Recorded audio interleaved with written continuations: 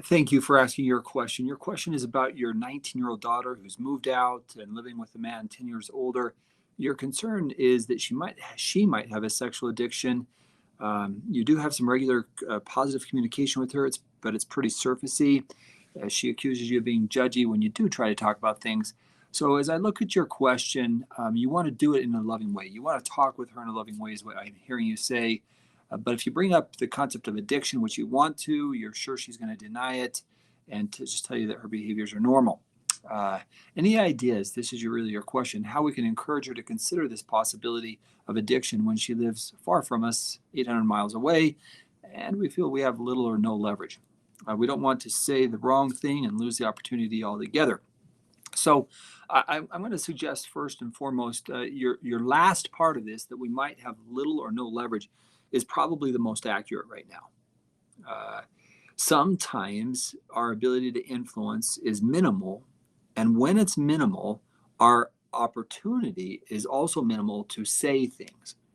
So low leverage means that we need more understanding, more awareness, and helping them understand that we want to be there for them.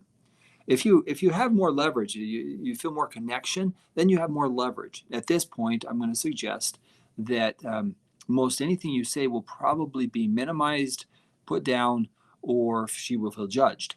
So I would focus, this is you got to put this in the long-term perspective as a parent, saying we want to be able to have influence long-term, which means we have to understand, have a relationship now.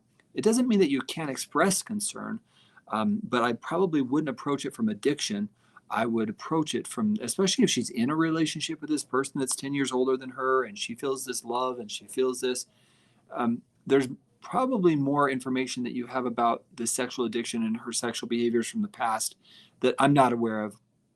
Regardless, what you might say to her when you have the opportunity is, how can we develop a better relationship with you? You're a long ways away. We are concerned, but we don't want to unduly influence. We don't want you to be angry at us, but we are concerned about you. And see if you can start with, we are concerned. I wouldn't necessarily go into the concept of addiction. I would go into the behaviors. I see they are here, and as parents, we don't know how to help. Well, I don't need help, Mom. Well, we just want you to know that we do care. We want to be here for you. And usually what happens in situations like this is, over time, they come to recognize that if you're consistently loving and kind and present, that when things hit rock bottom, they can come to you. Your influence might not be this week, this month, this year. It might be in 2 or 5 years where you have the most opportunity to influence your daughter. Now, the reason why I say that is because low leverage, as you say, means that the more you say, probably the less it's going to be heard and understood and taken to heart. It doesn't mean that you can't say, we have concerns. Would it be okay if we shared some of those with you, or do you not want that kind of feedback? And I wouldn't use the word addiction. I would just focus on maybe some of the sexual things that you've observed and say, these things concern us, and as parents, we don't know what to do or say, or if we should say anything at all. And we're just bringing it up because we love you, we care about you, and obviously you're going to have to make your choices. But we felt like we needed to say something. And that might be how I would approach it. If you don't have leverage, I would focus more on the relationship. And as things progress, you'll probably have more opportunity, because my guess is her life is it's going to have many challenges if that's truly the case. Now, one final part here. As parents, it's hard because we feel like we need to say something. We need to do something. Sometimes the best things that we do, we don't say, or we don't do. We just gather information, help them feel heard and understood and loved.